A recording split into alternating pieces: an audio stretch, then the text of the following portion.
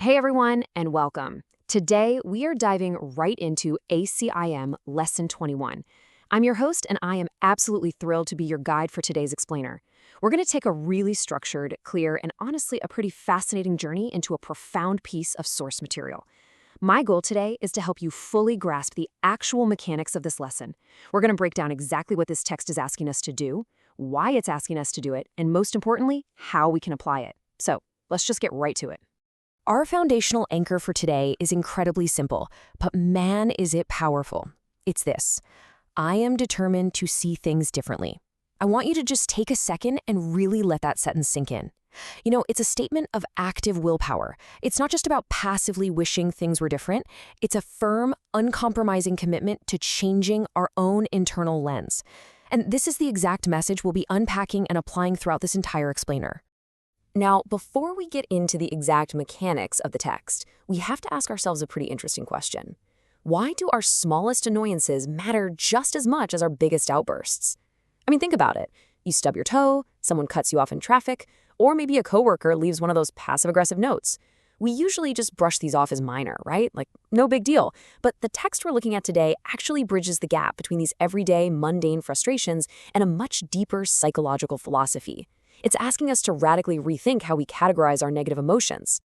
Okay, let's dive into this. Section 1, Unmasking Your Anger. So on one side, we have mild irritation, that slight annoyance when your coffee order is wrong. On the other side, we have intense fury and rage, like a massive life-altering argument. Normally, we think of these as totally different animals, but the source text makes a fascinating assertion here. The degree of the emotion you experience literally does not matter.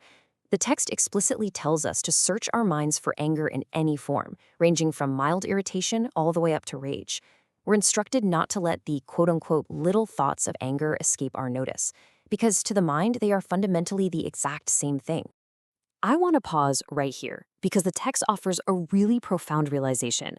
It says, a slight twinge of annoyance is nothing but a veil drawn over intense fury. Just let that sit for a moment. This brilliantly illustrates the core philosophy of this lesson. We don't truly recognize what actually arouses anger in us. That tiny annoyance you feel, the text is telling us that it's actually a massive reservoir of intense fury, simply wearing a very convincing disguise, a veil. Building on that, the source gives us a pretty strict warning. It tells us that as we search our minds, we're going to be tempted to dwell more on some situations than others.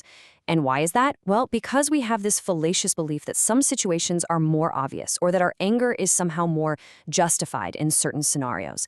But the text flat out says, this is not so. It's a fallacy. All attack thoughts are equal. A minor grievance is no more or less justified than a major betrayal. They all require the exact same determination to see them differently. All right, moving right along to Section 2, the mind-searching practice. So here are the actual physical mechanics of how you do this exercise. Step 1, you begin your practice period by repeating the idea to yourself. Remember, I am determined to see things differently. Step 2, physically close your eyes. This simply shuts out external distractions so you can really look inward. And step 3, carefully search your mind for absolutely anything that arouses anger in you. Now, what's really fascinating here is the exact scope of that mental search. The text instructs us to search for situations in the past, the present, or anticipated situations in the future. This means that old grudge from 10 years ago? Yeah, it's valid for this exercise. The argument you're having today? Valid. That intense anxiety and dread you feel about a meeting tomorrow? Also completely valid. Past regrets and future anxieties are treated as current attack thoughts that need to be addressed right now. Which brings us to Section 3, applying the statements. The text actually gives us these incredibly specific fill-in-the-blank formulas. As you hold each individual attack thought in your mind, you apply one of these statements. If it's a person, you say, I'm determined to see name of person differently. If it's an event, you say, I'm determined to see, specify the situation, differently. The absolute crucial point here is that you must be as specific as possible. You don't just generalize, you name the specific coworker, the specific family member, or the specific traffic jam that you are currently holding in your mind. Now, the source text takes it one level deeper. Sometimes our perception suffers from a very specific form of distortion.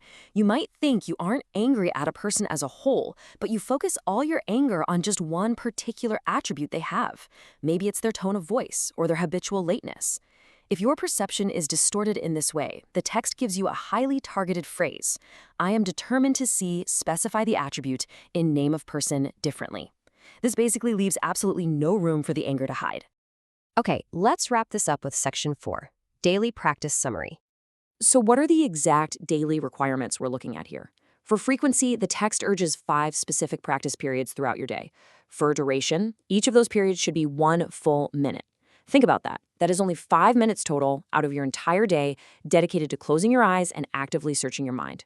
But there is an additional requirement at the bottom. You must also apply the idea to particular situations as they arise. So you have your 5 dedicated 1-minute sessions, plus the on-the-spot application whenever that twinge of annoyance hits you in real time. And that brings us full circle, right back to our core statement. I am determined to see things differently. Whether it's a slight annoyance or an intense fury, whether it happened years ago or you're dreading it tomorrow, you now have the exact structured tools from Lesson 21 to shift your perception. But I want to leave you with this. Ask yourself as you go into your day-to-day, if you truly let go of your right to be angry, what might you start seeing instead? If this explainer helped you understand the material better, please make sure to hit that like button and subscribe. It really helps us continue making these focused explainers for you. Thank you so much for hanging out with me today, and I will see you in the next one.